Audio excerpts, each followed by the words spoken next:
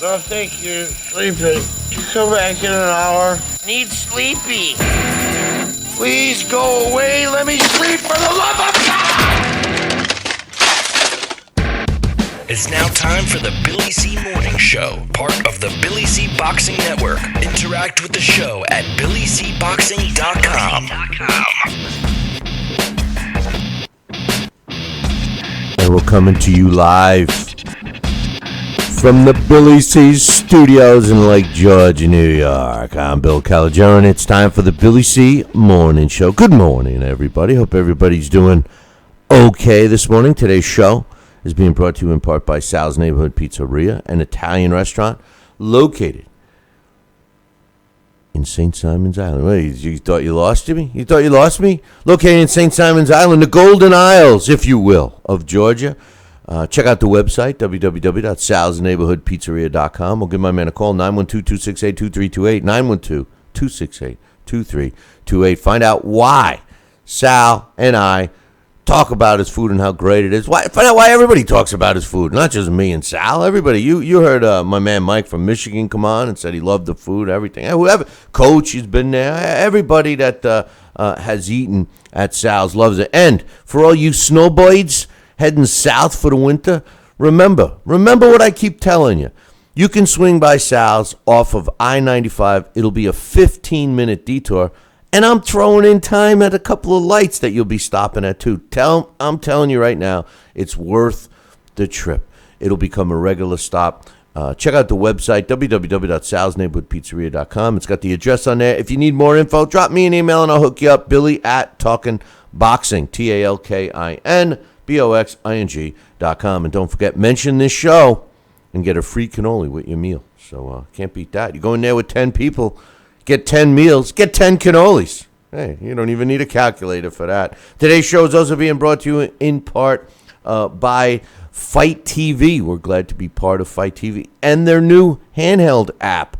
Check it out. It's fight.tv. You can download the app. Visit our website, www.billycboxing.com, and click on the Fight TV app, banner, which will get you to the app on the right-hand side. Make sure you get that and enjoy our show on Fight TV, wherever you are, whenever you are. And today's show is also being brought to you in part by my book, Tom Molino, From Bondage to Baddest Man on the Planet, is available right now where all good books are sold. You can get a copy of it literally right now as you're watching or listening to the show. Just visit barnesandnoble.com or amazon.com. If you want an electronic version, go to Kindle and Nook. It's all there. Find out why we got a 5-star rating across the board. It's a story. It's a true story. And I need you to read the book and help me get history right. Tom Molino's part of history. It's just that they're not giving him the credit he deserves. They didn't give it to him when he was alive, and they're not giving it to him today, 200 years later, all because of the color of his skin.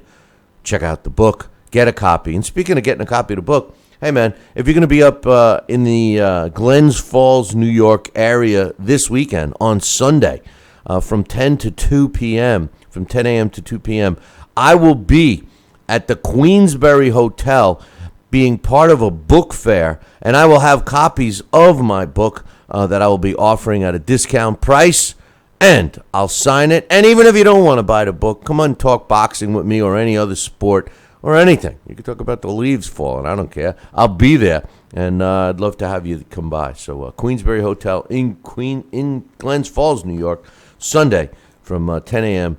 to 2 p.m. I'll be there, and hopefully you will too. Well, hey. Bottom line, we got some emails to read, we got some news, but the big news, as far as I'm concerned, the Cubs, the Chicago Cubs, they topped the Indians last night, 8-7, in 10 innings, extra innings, to win their first World Series since 1908, 108 years. What a game. Remember, the Cubbies came back from a 3-1 deficit. They had to go back to Cleveland and win 2 in a row, which they did. The bats were alive last night. The Cubbies jumped out to a 1-0 lead in the first. The Indians tied it in the third, but then the Cubs added 2 more in the fourth inning to go up 3-1. The Cubs continued their hitting in the top of the fifth when they added 2 more runs to go up 5-1. But Cleveland said, nay, we're not throwing in the towel yet, because they scored 2 runs in the bottom of the fifth to make it 5-3. The Cubs came back, scored another run in the sixth to double it up 6-3. But the Indians scored 3 in the bottom of the eighth to tie the game at 6 apiece. Eventually sent it into extra innings. The Cubs scored 2 in the top of the 10th. The Indians did not throw in the towel. They scraped out a run in the bottom of the 10th, but that was it. They couldn't muster up another run to tie it. The game was over. 10 innings. The Cubbies win 8-7 in a thriller. Congratulations to all the Chicago Cubs fans, including my friend Al Bernstein, who's a big Cubbies fan. I'm sure he's still excited celebrating that big win. Joining me right now with his thoughts, Sal Rocky Senecola. The Cubbies win, Sal. The Cubbies win. Let me tell you something. Those fans out there for Chicago and Cleveland, man, I'll tell you, I know it went better for one team than the other, but as a Yankee fan, I can't believe it. I guess we are spoiled, because I don't think I could wait 108 years to watch my team win a World Series. But man, I'll tell you, what an exciting series. These guys battled it out. It was an ebb and flow. You thought Cleveland was going to nail the coffin, and boom, all of a sudden the Cubs come alive and raise their paws. I like that, raise their paws. Yeah, that was a good one. And they came out and they swung those bats. And I'll tell you, jumping out with the 1-0 lead in that first inning, that was big. That set the tone, and they had the momentum. But boy, I'll tell you, Cleveland wasn't going to roll over or die. They fought hard. 2 best teams played in the World Series. I was glad it went 7. It didn't look that way over at Wrigley Field last week when the Cubs traveled to Cleveland down 3-1, and all Cleveland had to do was win one of the 2 games. But actually, they were down 3-2, right? 3-2. I think so. Yeah. Well, they were down 3. They were down 3-1, but then the Cubbies won the last game at Wrigley to make it 3-2, but they had to win the last 2 games in Cleveland, and Cleveland only had to win 1 of 2. And at the end of the day, the Cubbies won. I thought it was their destiny. No disrespect to the Indians; they had a great team this year. And you see who got the win, right? Yes. Who? You didn't see. I'm talking about the Cubs pitcher. Chapman got the win, a former Yankee. Chapman got the win. He ended up getting the official win, even though we had some great pitching from both sides all night long. But congratulations to the Cubs and all their fans. While we're at it, before I hit the emails, and today, the big topic I want to talk about is who's going to win, Manny Pacquiao or Jessie Vargas. The fight is really close. It's happening in a couple of days. Don't forget, we are doing a live post-fight show as soon as the official announcement is made. So make sure after you watch Manny Pacquiao and Jessie Vargas, tune it in right here on BillyCBoxing.com or Fight TV and check us out. We will be on the air live approximately 6 minutes after the official decision is rendered. Looking to get emails or thoughts. If you're watching or listening to the show, come on into the chat room on BillyCBoxing.com. Who's going to win and why? Don't forget, tomorrow is Fan Driven Friday, so you can call with your predictions as well. Sal and I will get into that in a second. But while we're talking about other sports, let's get some other scores out of the way. Over in the NBA, the Raptors beat the Wizards 113-103. DeMar DeRozan led the way for the Raptors, 40 points, 5 rebounds, and 5 assists. The Hornets topped the 76ers, 109-93. Kemba Walker led the way for the Hornets, 22 points, 4 rebounds, and 7 assists.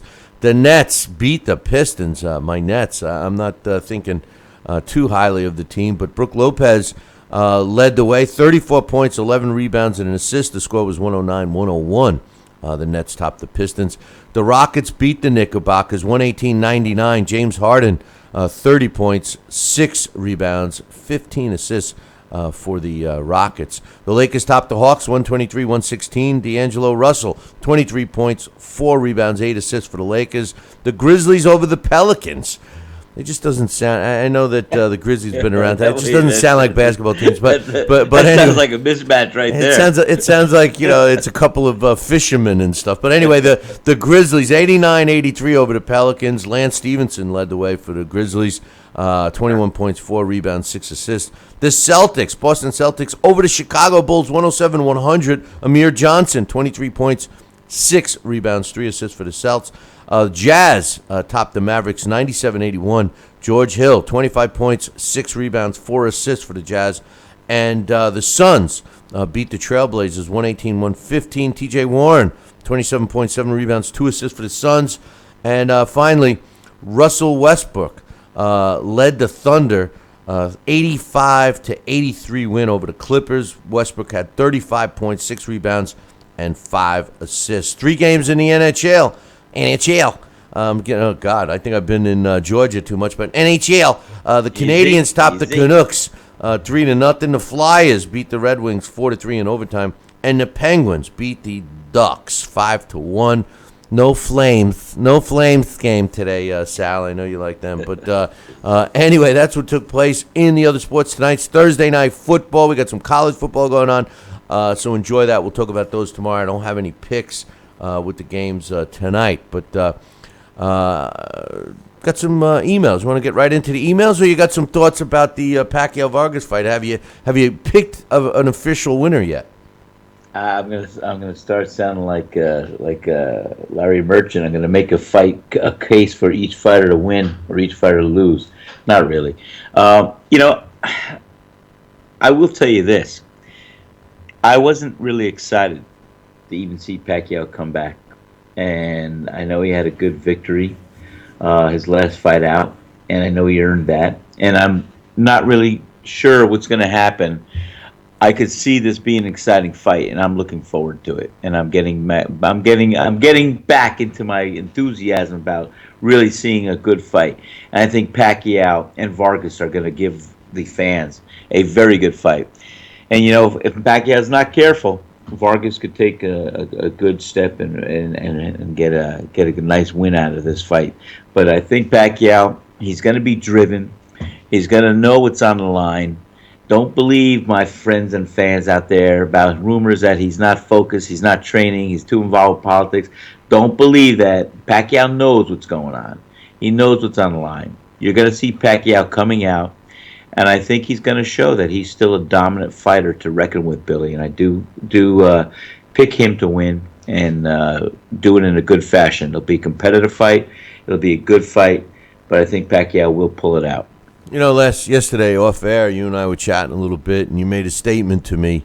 You said that Vargas was so much bigger than Manny Pacquiao, and I said to you, I said, well, Vargas is moving up in weight too. He's a junior welterweight champ, and he moved up, and now it's his belt that's on the line Saturday night.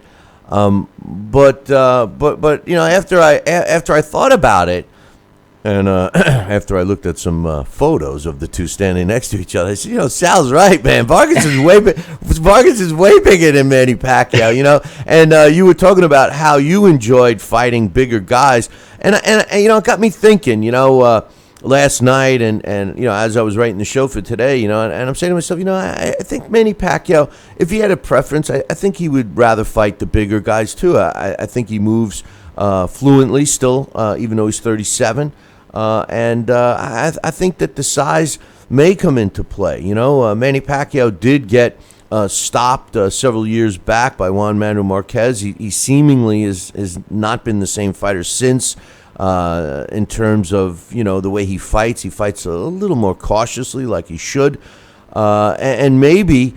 The old saying, a good bigger guy beats a good smaller guy, and youth always prevails. And Jessie Vargas has both size and youth on his side for this fight. Do you think that he can muster up the W?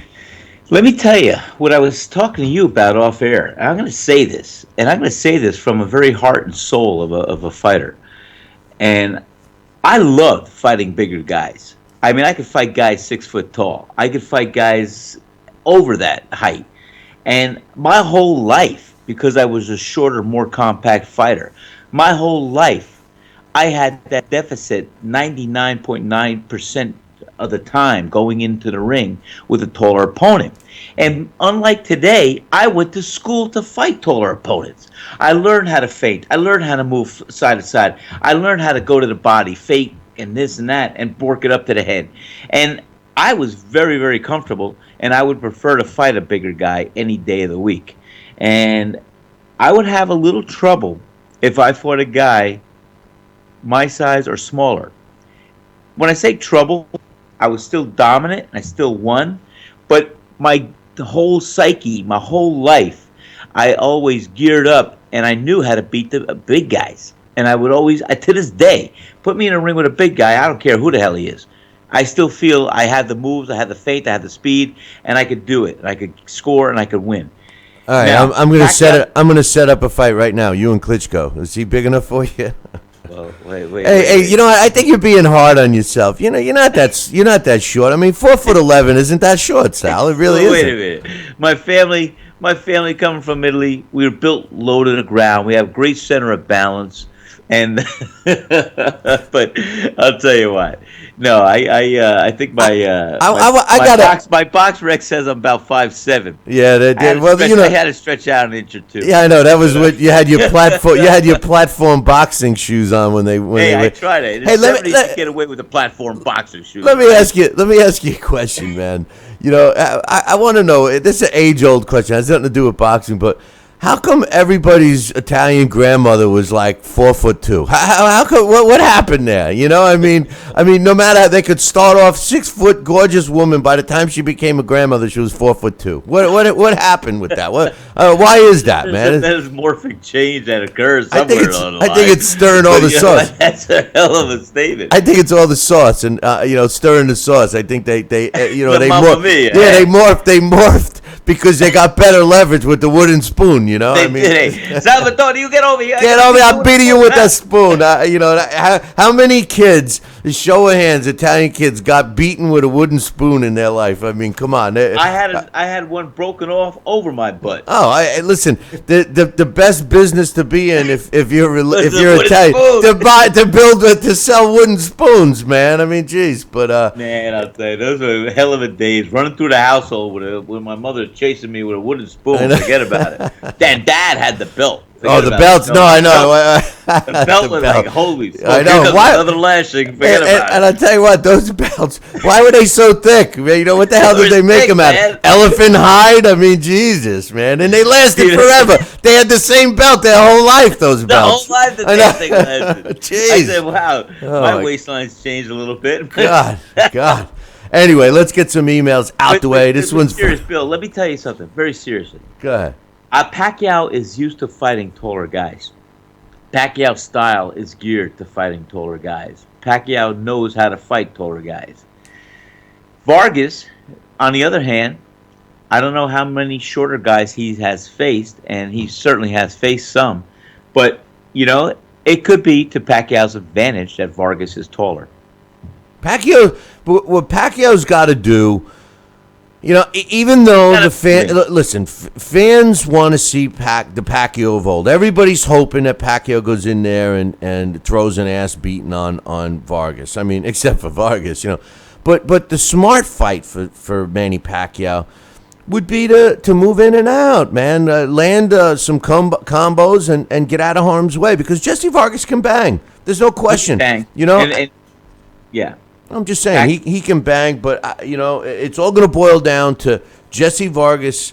Can he counterpunch effectively and quickly? Because he's not really a speed demon in terms of hand speed. I'm talking about Jessie Vargas. He can counterpunch.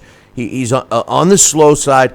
If they worked on his maybe, is it possible for a fighter to work on counterpunching when like I don't know if this is even true the way I'm going to say it, but like to anticipate a punch and then start your counterpunch before the punch even comes at you? I mean, is that possible? Can fighters train for that?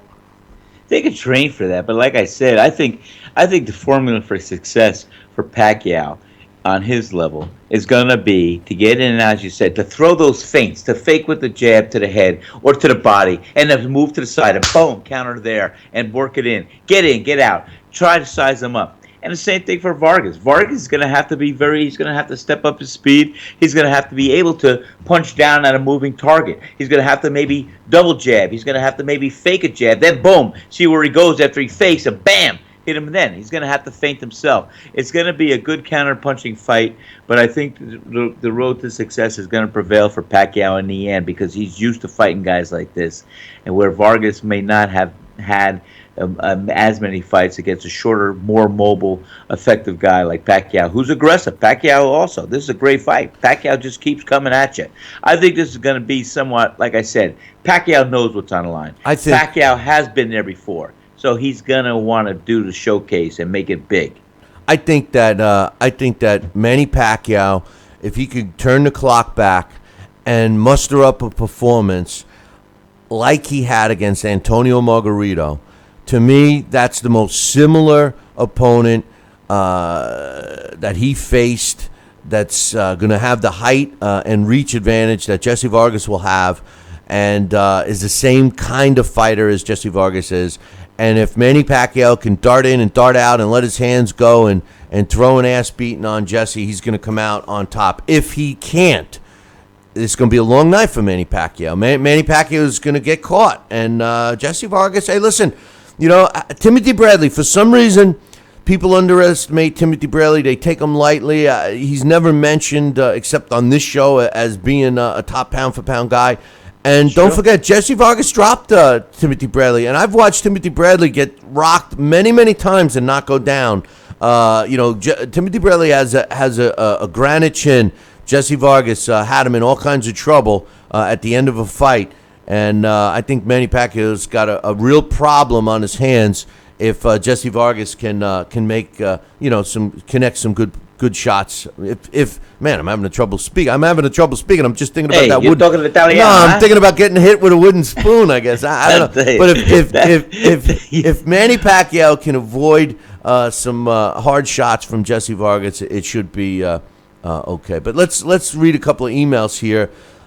This one's from Jesse, not Jessie Vargas, but my man Jesse says, "Hey Billy C, is there any real beef between Westbrook and Durant?" I don't really think so. I know that they seem to have a problem, but I don't really think so. I think they're two top athletes in the NBA, and I think with social media and the ability to say something and then have it instantly spread worldwide, I think it's built it up, and I think they play off on it a little bit personally. That's all I know. I don't follow them as closely as diehard NBA fans do. So he says, "Will you be watching the fights on Estrella this Friday?" I hope to be, God willing. I hope to catch all the fights. It's a big weekend for us. He says, "What's your thoughts on?" And I'll never pronounce this guy's name right, but I'll try. Lisani Donijai. He says, how's he been progressing?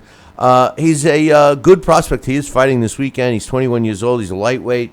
He's 21-0 already. He does fight Friday night. And I'll tell you, the computer ranks him at number 16. But let me tell you something about this guy. When I took a look at him, thanks to Jesse pointing him out and getting me on his trail, this guy's fought some tough opposition, man, with the exception of a couple of fights in the beginning. He's fought really tough opposition. They've progressed him along nicely. I think he's a legit top, 16 fighter. He's number 16 by the computer. I think this is a guy to keep an eye on in the lightweight division for sure. He's got some big wins, especially his last half a dozen fights, and he's in again tough this weekend. So, definitely keep an eye on him. He says, what did you think of the World Series? Did it live up to the expectations? 100% it lived up to the expectations. I loved it. The Cubbies took a while to get the bats going, Sal. I mean, realistically, in my opinion, they really didn't wake up till the other night. Last night they were alive, but the night before when they jumped out 6 runs in a couple of innings. Before that, they were squeaking out runs. Two games were 1-1 victories, right? When they had 2 runs, they scored once, 3 runs another time. So, I loved the series. I'm glad it went 7. I think they needed it to go 7, and one of the 2 curses have been broken. Now maybe the Indians get back there next year and break their curse. I don't know. I loved the World Series. What about you? Yeah, it was a great World Series. I'll tell you what. I was big. I lived in Cleveland for a couple of years, so of course I could have seen myself going for Cleveland, but I walked over to the Chicago side and I said, hey, why not? Now, I'm an American League kind of guy, but I wanted to see Chicago, and they pulled it out. I always like the underdog, and when you're down 3-1. It's a big deficit in the World Series. And then for them to win 3 consecutive games in a World Series, traveling to the other ball field, I mean, that's a big thing. So I give my hats off to them. They did it. They accomplished a great hurdle, and they won the World Series. They are world champions, at least in the United States. That's right. That's right. Well, the World Baseball Classic starts soon, so yeah, that should really be the World Series, right? But that's a good point. Series, that's a good point. Hey, why do you got to get so technical? Why do you got to be Debbie Downer all the time? But let me shift gears. Let's get a happy guy. My man Brett from Canada. He says, "Hey, Billy C and Sal." He says, "I didn't see my fight featuring Ward against Kovalev, as well as the preview show until last night on YouTube. I've always been a fan of the preview shows like 24/7 The Road to different fight series, etc. that HBO does, as well as the ones on Showtime, Box Nation, and Sky Sports. I think it's neat. I think it's a neat way for the public to get insight into the lives of fighters and show how they are regular people." He says, however, that being said, I think promoters need to do more, especially with the fighters that aren't as well known like Kovalev and Ward, by doing more public workouts and guest appearances by the fighters in their town and surrounding areas. How else can the local fans of the fighters get to know them, relate to them, and then become lifelong fans and follow them? I can't remember locally the last time I heard of local fighters doing a public workout in the middle of a shopping mall and then signing autographs and posing for pictures after that. That's an example of grassroots promoting, like Sal has mentioned many times on the show. He says, by the way, I laughed when you said Joel had a picture of Sal on his dartboard. I don't know about you, but it kind of sounds like a game of pin the tail on the pizza man to me. Pin the tail on the pepperoni. He says, keep up the good work. Thanks for the email, Brett. I got to be honest, I don't watch any of those 24/7 type shows, and I tell you why. The reason why is because of Floyd Mayweather. When I watched one with him, he turned me off so much that and all the bullshit that was going on with that, like that's supposed to be not rehearsed and stuff like that, was just a fallacy, and it turned me off so much I have never tuned into another one. So I don't watch them. I think it's all BS. I would love to have a camera on somebody when they didn't know it and follow them around like that. But come on, how did they not know it? They got 40 camera guys around them. They do retakes and everything else. So no, I do not really watch it, but I do think it's a good tool for people that don't follow the sport as much as I do. To get a little bit of insight about the fighters that they're about to watch. But with that being said, I agree with Brett 100%. Promoters, basically, I've been saying this for a long time, Sal. Promoters just don't promote anymore. To hold public workouts and have the fighters meet people in their local community. I mean, that's the key. But it boils down to the club shows. You see, this is what's lacking in boxing today. What's lacking, and the fact that this country and the world, I should say, has become so politically correct that we're missing out on these crosstown rivalries or ethnic rivalries and stuff that were the backbone of this sport years ago, and that's what developed the lifelong fans. When you had a guy that was a construction worker, let's say, and he was able to get out there and get on a job site and relate to other construction workers. So when he fought, all the construction workers went and saw a fellow construction worker fight. I'm using that as an example, but that's how you get it locally. And the problem with club shows today, number one, they're very expensive to do, so promoters aren't even inclined to do a local show unless they have TV revenue or something like that. That's number one. But the worst part is that a lot of the way the business of boxing has evolved, a lot of these small club shows are basically just a tool for a promoter to get their fighters a W to create value for them later on in their career. And who suffers is the hometown fan. The guy that wants to spend, $40 or more for a ticket, hard-earned money that he had to make, and he wants to go out with his buddies or whatever, what's he going to?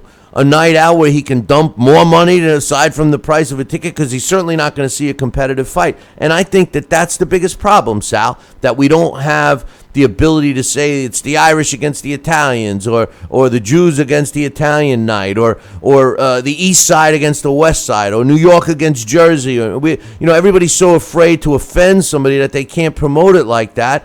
And they don't put them in real fights. I mean, how do you create fans if you're trying to sell them a product that's not worth the price of admission? Well, that's the whole truth right there. And, I've had my ups and downs with Lou Duva through the years, but I will tell you this. I learned from the best. I was part of the product of that whole early Duva evolution, and I'll tell you why. Lou Duva had believe it or not, he had a theatrical background. One of my good friends, well, I'll tell you what, even my ex-wife and her family, first ex-wife, you never knew about Billy. But anyway, we lived at the time in Paterson, New Jersey. And my in-laws, I love them to death. They're still great people, and they would always talk about the early days. Lou Duva was on stage with them and everything else, and Duva was a big name in Paterson. Well, Lou never lost sight of that entertainment value across the board. And Lou had a dream about taking Ice World in Totowa and making it a stage for some local heroes, such as myself. And he would take Nino Gonzalez, Rocky Lockridge, which was his real first professional fighter, Nino Gonzalez, Scott Frank, who fought Larry Holmes for the heavyweight championship of the world, Rusty Rosenberg, myself, and we became the Jersey Gladiators. And we were in our uniforms as the Jersey Gladiators, and we took on everybody. And Lou even pulled over a national team. I thought he evolved the Jersey Gladiators and would showcase local fights against local state champions and everything else, and other states, and it'd be the Jersey Gladiators versus the world. Well, then we became part of the USA boxing team with Colonel Donald Hall and everything else. But the promotional element was never short-sighted. It was all about, this is going to be the great show. This is going to be what we're going to put on. So out of that little venue of Ice World Totowa, we started having the United States versus the world. We became the United States boxing team with Pat Nappy, Colonel Donald Hull, all these old-timers that were involved with the United States boxing team. And we fought the world. I mean, I had my first international bout against the Irish national team. I fought Sean Doyle, who was like a 4-time European champion, and he might have been a bronze medalist in '76 Olympics. And, it was my first international victory. But it was big. But Lou Duva showcased these things. He started with an amateur squad, and he took some of these guys like myself, like Nino Gonzalez. They fought for world titles. Scott Frank, and eventually, Bobby Ches was also a Jersey Gladiator and U.S. member. So Bobby Ches was part of that product.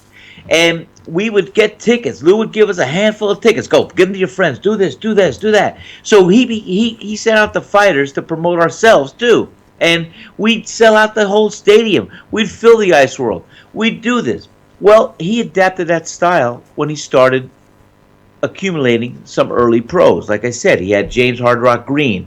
He had Rocky Lockridge. He had Nino Gonzalez turn pro. He had Scott Frank, who turned pro.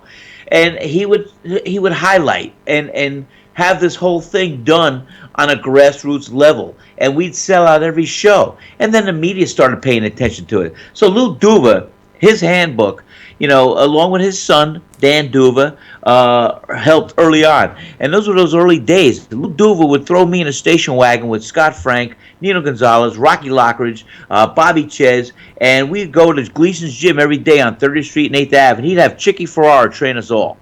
And that was the whole element, our first early years of the grassroots movement of how Lou Duva evolved and grew into main events. And of course, with his son Dan Duva and his daughter-in-law Kathy Duva, it was just a family effort. So you know what? You want to look at a handbook of how to get promoting back to the grassroots.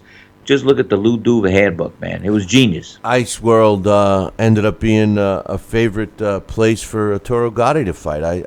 I had some. Exactly. I had my fighters fight there several times, and I saw Arturo there several of the times. It was it's still there. They don't. My backyard. I fought a lot of my amateur big fights there, and certainly some of my pro fights there. It was tremendous, and like I said, I attribute Lou Duva to those early grassroots movements. He knew how to put on a show and promote. Yeah, well, promoters don't promote anymore. I got some more emails. This one's from your favorite guy, Raheem. He says, "Hey Billy, it's Raheem. Hey Raheem, how you doing?" He says, "Chocolito is 3 wins away from tying Marciano and Mayweather's record." Yeah, I love how he always throws Mayweather in. He says, "If he does, how would you rank them as 49-0 boxers?" He says, "I rank them like this. Mayweather's the best, Chocolito's number 2, Marciano's number 3. He says, "But I think by looking at the 3, Mayweather is the best because he fought in an era of great champions with different belts and won more belts and earned the most, including beating Pacquiao because Pacquiao was the boxer who was to beat him. When I look at Marciano's record, he only beat Joe Louis, who was old. Marciano was kind of like Larry Holmes in his era. Chocolito has fought some great fighters, more so than Marciano, so he's second. Mayweather's number 1 for me because he faced many tough fighters without getting hurt. So how would you rank the 3 if it was between Chocolito, Mayweather, and Marciano?" Well, I tell you what. Once again, Raheem, you're delusional about Floyd Mayweather. It's unfortunate that young fans like Raheem, and I'm sure he's not the only one, put so much value in the money that Floyd has won and the amount of belts he's won. Because if you remember, and Raheem, you're not that old, so you should remember school and supply and demand. What makes something worth more? If there's a lot of something, it's less valuable than if there's a little bit of something. If there's only one belt, then that value to obtain that belt is much more than if there were 100 belts. So, right off the bat, if you just look at it like that, supply and demand, you could see that the quantity of belts that Floyd won meant nothing. Now you start looking at the opposition. First of all, you're totally off about Rocky Marciano. Marciano fought, off the top of my head, 3 Hall of Famers. You mentioned Joe Louis. Joe Louis was one of the greatest heavyweights of all time. I don't care if he's 150 years old when he fought Marciano. He was still Joe Louis. He also fought and beat Ezra Charles not once but twice. Ezra Charles, Hall of Famer, former world champion. He beat Jersey Joe Walcott, Hall of Famer, multi-division world champion. I mean, come on. As far as Chocolito, listen, those 3, I have Rocky Marciano first. Because of the significance of the division. I would put Chocolito second because Chocolito, giving credit where credit's due, when you look at who he's fought way tougher opposition than Mayweather and Rocky Marciano combined. All right? But because he's in a smaller weight division and the fact that he's not as popular, I slide him in at number 2. Mayweather, I put in at number 3 just because of longevity. He didn't fight the best fighters, not in the last decade anyway. And yeah, he fought Manny Pacquiao, but he waited till Manny Pacquiao was a shot fighter. So I'm sorry. I respect Mayweather for his accomplishments, but you can't mention him in the same breath as Marciano or Chocolito, in my opinion. What do you think, Sal? Well, as you said before, we've crossed this path. Mayweather and his accomplishments, yeah. And he set a whole new brand or style of fighting. And unfortunately, a lot of people are trying to emulate him on some level, but cannot pull it off. Because I'll tell you what, I give Mayweather credit for his intelligence and his pathway and his style on that level.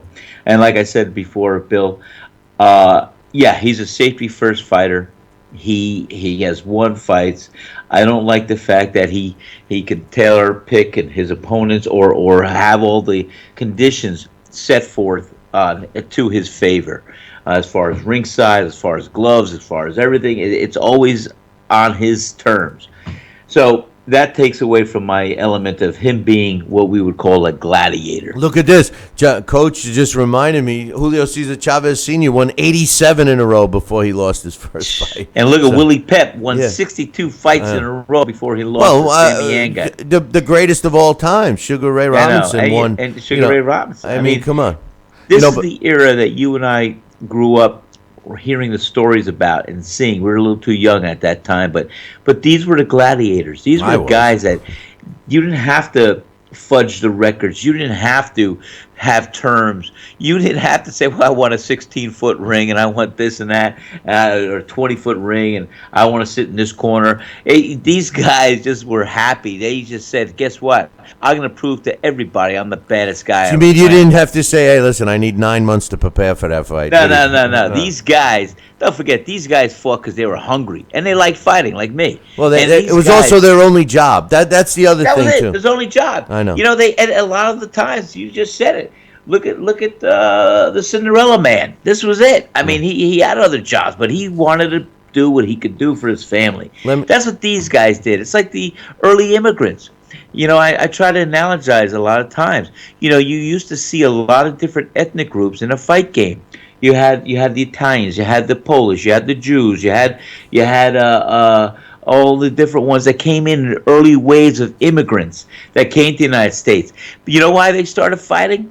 Because they couldn't get a job. They couldn't see anything. They'd come off the boat in Ellis Island or so, and they see a sign that says, make $5, come here, fight, whatever, looking for boxers, looking for fighters. They say, Mamma Mia, I go to make a fight $1. I gotta go to fight. Hey, you know, some of them evolved and became champions. And that is how you had such a diversified background with all these different fighters coming from all these different countries early on, but all boiling and assimilating into the United States of America. No doubt. Let me get another email here. This one's from our buddy Chris. He's from Canada. He says, Billy Joe Saunders looks like a genius to me now with avoiding Triple G and trying to fight Canelo.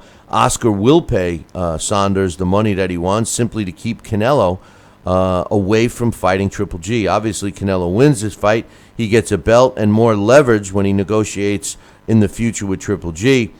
Saunders is supposed to lose to Canelo, so he still has a little upside left to his career. Yeah, we said that. I agree with you, my man. We said that, and that's exactly what Canelo's hoping for. But let me tell you, the world of boxing has definitely lost some respect for Triple G. I mean, for Canelo, because he's ducked Triple G. I mean, it's blatant that he did. He gave up the belt for it and everything. A belt, by the way, that pretty much they were kissing his ass. The WBC wanted the Mexican champions more than anything, and Canelo kind of slapped them in the face. So Canelo made a bad business move. Manny Pacquiao against Jessie Vargas, Sal. I got some quotes, their final press conference. Here's what the guys had to say. Jessie says, I had a great training camp. It's been my best to date. I'm happy with my team. They're bringing out the best in me. I said before my last fight, we were planning on outdoing that performance. We're looking stronger, faster. We've overexceeded every aspect in training when it comes to speed and power and intelligence in the ring. We have a strong hook. We have a strong right. Either way, if he wants to sneak over to the right, we're going to catch him there. If he wants to sneak over to the left, we're going to catch him there. So we're ready. I can't be any more ready than I am for this fight. Manny Pacquiao said, I thought I wouldn't see you again, but now I'm here to continue my journey, and all I could say for this fight is I respect Vargas and his team and how dedicated they are. He meant he wouldn't thought he was going to see him again, meaning the press, because he had retired, if you remember. He says, I feel what he's feeling right now because I've been there when I was 27 years old, 28, and how hungry I was. What I'm thinking when I prepared for this fight was I have to make sure I'm in condition, work hard, even though I'm working in the office. It's not easy being a senator, working in the office and being a boxer while you're training. It's hard, but it's a good thing when you're happy and enjoying it. I don't know what to get out of Manny Pacquiao's comments. I think he's just trying to be a politician because Jessie Vargas said what I would look for in a fighter leading up to a big fight. Manny Pacquiao sounded more like a politician. What do you think? Well, it's like I said, could this be the Pacquiao facade? I mean, hey, lull my opponent into complacency. I'm not really training that hard, and I got all this other stuff going on with my office. And I'm delegating what I need to have done today.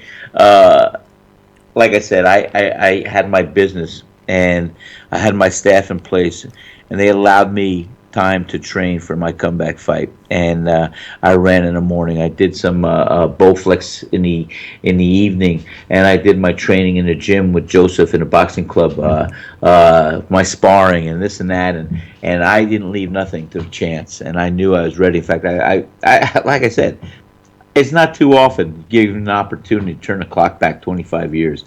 And, man, I did it, and I felt great about it. And I still ran a business, still had everything else going on, but I had the people in place, such as Max, that helped me at my restaurant to make sure that I had the time and the focus to get this fight underway.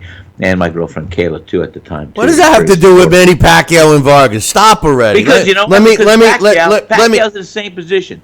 Pacquiao being a champion, being in a position. That's what I'm trying to say. The analogy is this: Pacquiao knows what's going on. What is this? 6 degrees? What is this? Sal Rocky Senecola's 6 degrees to separation. No matter what question I ask, you throw back into your comeback fight. Give me a break. Listen. Just stop it. Let me stop that. You're not coming back anymore. Pacquiao knows what he's doing. Pacquiao knows what he's got on the line. Pacquiao's gonna show up in the ring, ready to go to battle. I know it. So don't listen to the press. Don't listen to this. He knows what he's going to have to do, and he's been training. He's going to come in like a fine razor, and you know what? He's going to put it all on the line like he never left the game. I know it. Well, I don't disagree with you. Joining us right now, he's got an update on some comments that we were talking about earlier, Sal, when we were talking about going back to my training. Stop. When we were talking about the club show scene and how important they are, Dax Khan's got some thoughts. He's with us now. What's up, Dax? Well, now I'm just sitting there thinking about Sal's fight, with the... Don't mention it. He'll start wanting to make another... Would you stop? Don't even get him going. I just shut him up, Come on. We don't want him to even talking about that. His shoulder's feeling good. Come on, Dax. What do you got to do that for? No, I was just thinking the other day, I was watching one of the old movies. I could have swore that was Sal in there. He was fighting one of the guys with the East Street Gang. Yeah, that was the Bowery Boys. That was Slip Mahoney. I think he was fighting Satch. Yeah, Satch. I remember that. That's right. Hey, you didn't do bad. He is taller than you, so you're right. You like the taller opponents. Yeah. But onto what our topic. We talk about Bill all the time. The club shows you mentioned before, the backbone of the sport, promoters not promoting. Sometimes you've got to give credit where credit is due. I have to say that over the last few years, Russell Peltz has truly, not only has he put on a good 20 club shows down in the Pennsylvania, especially the Philadelphia area. He used to. Sorry? Yeah, he did a lot at the Blue Horizon and promoted a lot of my fights too. Yeah, Blue Horizon was a showcase for a lot of big wars. Did a lot of negative stuff too, but let Dax finish. Yeah. Where are you going with that?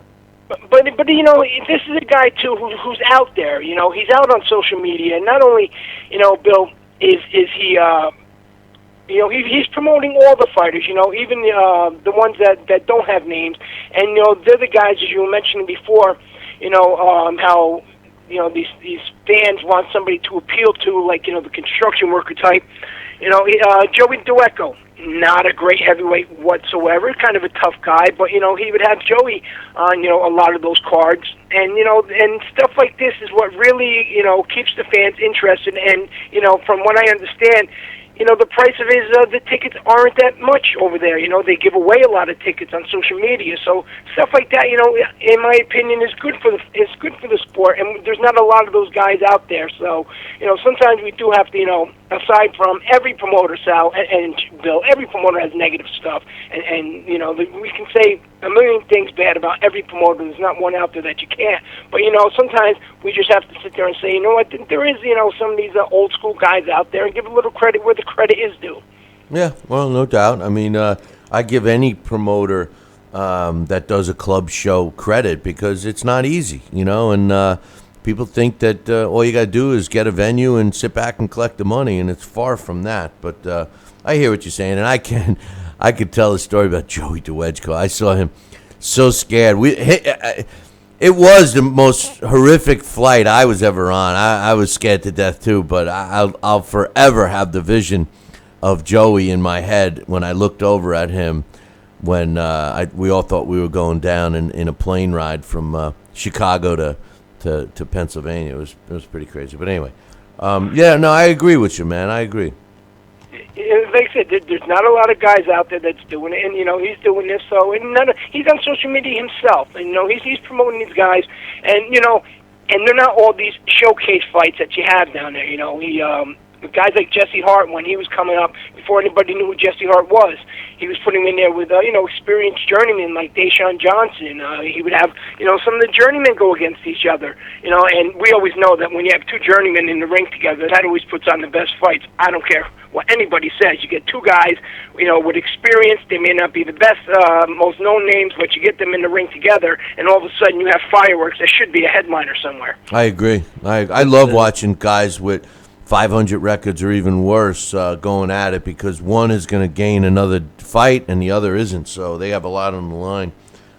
Hey, Dax, while we got you on, Jessie Vargas going up against Manny Pacquiao this weekend. What's your thoughts on the fight? I mean, we are doing a post-fight show and all that stuff, but what's your thoughts on the fight? Who do you think's going to win and why? Yeah, another one, that's not the excitement that we'd expect, from boxing fans, especially on social media, where usually by this time, so close to a pay-per-view, it's streaming continuously from fans and promoters or media members, everybody giving their picks, putting out the last-minute press releases that were circulated. So I don't really think this is going to do well in terms of pay-per-view buys. Manny Pacquiao, he keeps saying he's determined. He keeps saying that this is going to decide his future. I'm not really sure how well it is. I know Bob Arum, for some reason, is trying to oversell Jessie Vargas. I think that's turning a lot of fans away. He's calling Jessie Vargas like this knockout artist. And truth of the matter is, Jessie Vargas has had one knockout in, I think, maybe 6 or 7 years. The last person he knocked out was Saddam Ali, and before that, he didn't have a knockout for... I think Vivian Harris maybe might have been his last knockout. If you remember, that one was televised. I think that's the one when Vivian Harris had to actually get carried out of the ring. So, a lot of people are very skeptical about this card. Manny Pacquiao, you mentioned his fight against Margarito before. Again, Margarito, that fight was 6 years ago. After that, Manny started really losing steam. He beat a very faded Shane Mosley by a wide decision. He had that close scrape with Juan Manuel Marquez in their third fight. He gets knocked out soon after.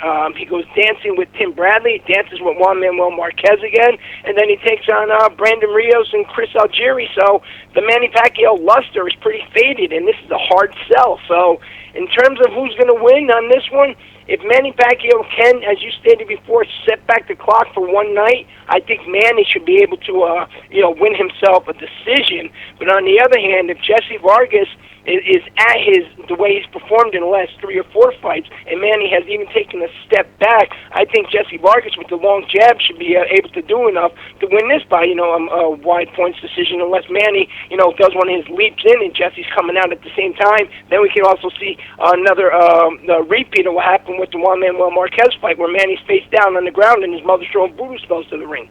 I think Jessie Vargas is underrated. I think he's a good fighter. He hasn't had a KO victory. The Vivian Harris knockout, he did get a KO after that fight. It was Walter Estrada was actually his last knockout win. But he had fighters on the canvas in several of the fights since that knockout win, but they ended up going the distance. He's not a fast fighter, but he does have pop. He proved that with the Timothy Bradley fight. He is much bigger. He's 10 years younger.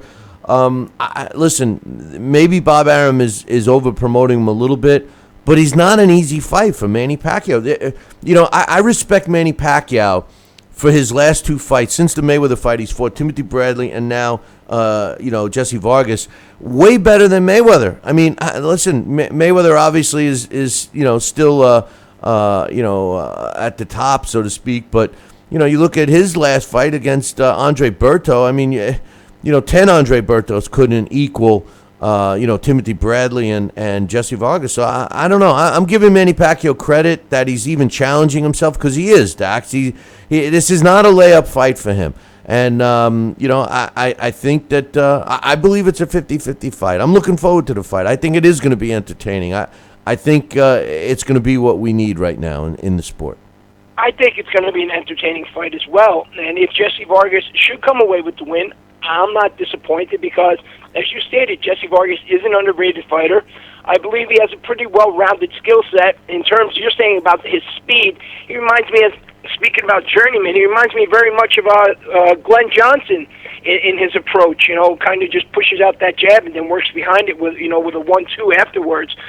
So he's definitely not a guy that at any point in time I've ever seen him in the ring, other than I think maybe the Omatoso fight 3 or 4 years ago, where in my opinion, he kind of got a little bit of a nod on that. Scores were rather wide in his favor. But, other than that, I believe that he matches up well with any of the other top welterweights. And if he can get in the mix with the winners of the guys from next year, the Thurman and the Garcia, or even in there with Errol Spence or Kell Brook, if he comes back to the division. So, he matches up well with anybody in that division, and he can make a solid fight with anybody in the division. That, you bring up some very valid points. Well, the thing with Jessie Vargas, the knock on Jessie Vargas, yeah, he's tall, yeah, he's got a jab, yeah, he's got pop. But the knock on Jessie Vargas is he does take too many punches. His defense is probably his weakest asset. And the names that you mentioned, and Manny Pacquiao included, Errol Spence, Keith Thurman, even a Sean Porter, those kinds of fighters, I think, could give Vargas some trouble if he didn't tighten up his defense. We'll see on Saturday night, because, if he can prevent Manny Pacquiao from hitting him, he's certainly going to be able to prevent a Keith Thurman or a Sean Porter or an Errol Spence from connecting at will. I mean, Errol Spence is seemingly the guy rising to the top now, but I think his biggest weakness is defense. So, he claims that he's worked on a lot of things for this camp, but if I'm his team, defense is probably what I would have focused on. But any final thoughts, Dax? Yeah, the best thing about Manny Pacquiao in that type of situation is Manny does throw those awkward punches, in such odd angles. And, as you stated, if he's able to deal with that, then pretty much, anybody, anything they throw, he should be able to deal with, because I don't think there's anybody, at least in that division or any of the divisions around there, with those punches at such weird angles as Manny Pacquiao. No. I was a bit confused. I did miss the show a couple days, but I haven't seen a lot of people, whether it's in boxing media or social media or anybody, I haven't seen too many people, speak about Arnulfo Albano and his stroke. Whose stroke? That was the trainer, I read that. Gonzalez. I read that. Yeah. I saw Henry sent me a thing on that. Yeah, no, you're right. Nobody has to. We haven't talked about it either, to be honest with you. Arnulfo Obando, and this is the trainer of the pound for pound, universally recognized pound for pound top fighter in boxing. And can you imagine? Could you imagine, Manny Stewart or even a Freddie Roach or somebody like that? This happened to them, and nobody's saying anything. This would be streamed all over. Constantly, everybody would be talking about it. It'd probably make mainstream media, but here. Now, because Roman Gonzalez, is it the fact that Roman isn't in the weight classes that people follow? Is it from another country? I just don't get it. Or is this, really a kind of a sign, that our sport right now, the people, they don't really care that much about the sport as a whole. And the only thing people concentrate on nowadays are the front runners. And that's another reason why a lot of these club shows today, there may not be that much of a concern with them, because people only want to know who's in front, and they don't care about who's coming up next. I think you're 100% right, and the problem is without the club shows, you don't have any shows. Yeah, the fighters got to start somewhere, and they start with the club show. So if the club show vanishes, so will boxing. if the fans are only interested in front runners, well, they're missing out because the road to becoming a front runner is what makes lifelong fans. So I'm glad you brought up the stroke of Gonzalez trainer, because I think you're right. I think the fact that the popularity of that weight class, even though he's moved up now, is detrimental to it, and it's a shame. Plus, nobody knows the trainer anyway. I mean, that's a shame in itself. Absolutely. You speak about these club shows from way back. I found out something the other day, which was interesting. I used to cover all the club shows up in the Capital District area, and I used to go to a lot of them over at the Washington Armory, and I had just been scoping around due to the fact that there's no fights in New York, and I was just trying to see, how many local and small venues, really how long it's been since there's been any type of small shows in these tiny venues. And that Washington Avenue Armory, there was a big fight. I think it was Stanley Ketchel had actually defended his title. It was either I think it was Stanley Ketchel or Harry Greb at one point in time actually defended their title in that venue. And I was shocked, and I was speaking to a couple of the promoters up from that way who have actually had cards in that area, in that building, and they had no idea. So, that tells you at one point in time, even the best of the best, Hall of Famers, they fought everywhere. Oh yeah. No, I remember calling a fight in that Armory. I think Alex Papali was with me, and the smoke machine, the machine that makes the smoke come out. When people come out from the dressing room, they have all that smoke. It malfunctioned, and the whole armory was filled with smoke. I mean, it was like I couldn't even see Alex sitting next to me. I'm like, what the hell? In a minute they're going to evacuate this place. But anyway, hey Dax, I appreciate the heads up, and we'll be looking forward to you Saturday night. You're going to have some time to give us your thoughts after the Pacquiao fight, right? Yeah, absolutely. And then on Monday, when we get a chance, we got our friends down in Florida, D. Rivera and, Slim Figure and stuff. There's just some news on them that, I want to pass around and share, that they're doing some positive stuff, on their own for the community and the sport of boxing that, I think everybody, be interested in that too. So don't let me forget. All right, man. Sounds good. We'll talk to you Saturday night, man. All right, everybody. Enjoy your day. Take care. Take care, Dax. That's Dax Khan. Check out his column up on BillyCBoxing.com. Hey, Sal, I just wanted to say this. Yesterday we were talking about the WBA and them, ordering Lucas Brown to fight Shannon Briggs, and they also approved the Klitschko against Anthony Joshua fight only if Anthony Joshua gets by Eric Molina, who has no connection to the WBA. So I don't know why they threw that in there. It's a funny bet, but yeah. But Lucas Brown was in the press making some comments about David Haye that I agree with. David Haye is, for some reason, the UK fans love David Haye. And I don't understand why. David Haye is a fraud.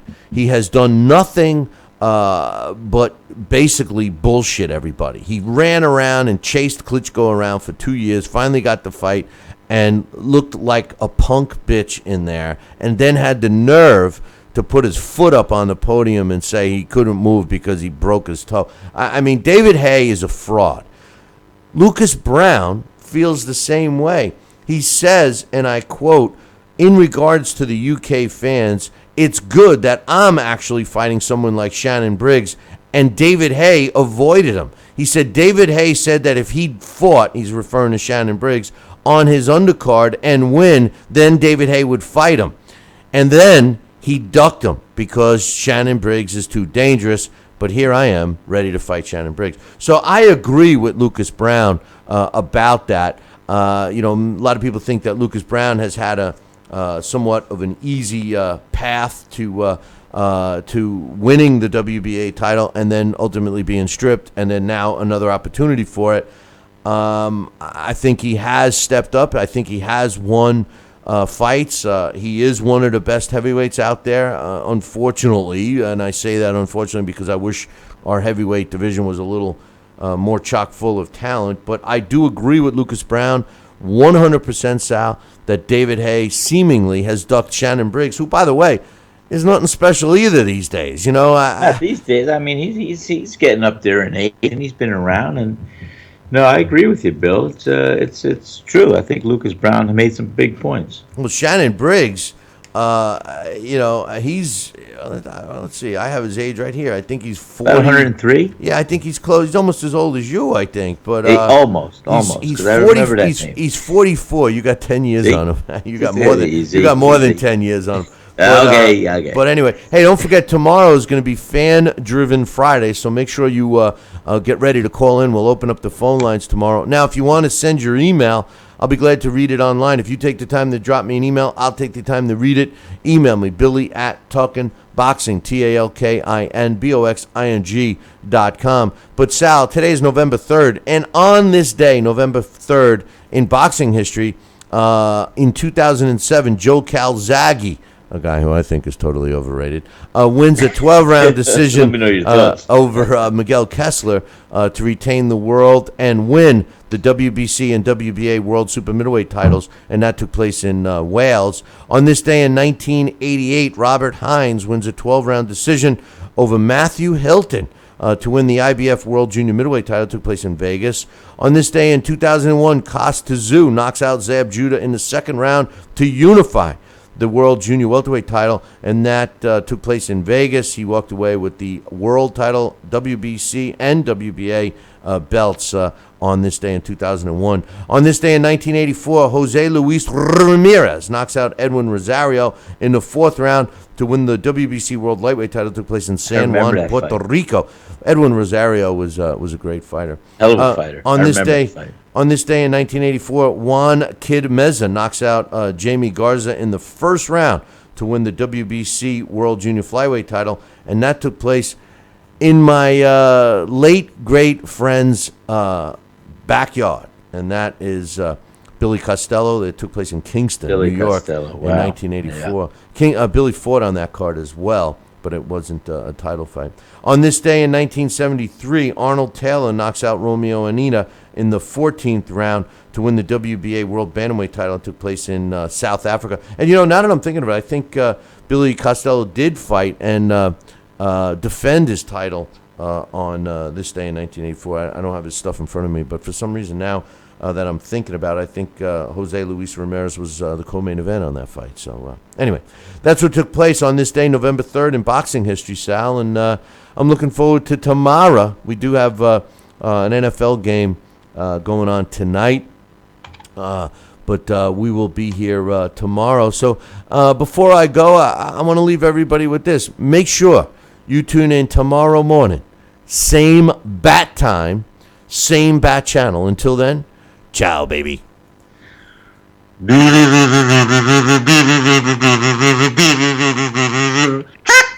right, wait. Let me stop you. That's what you got to. You got to. That's the way you do it. All right. So let's try. Let's take two because everybody wants to hear it the right way. Okay. Ready? And I'll do it. Okay. And I'll leave you with this. Ciao, baby. There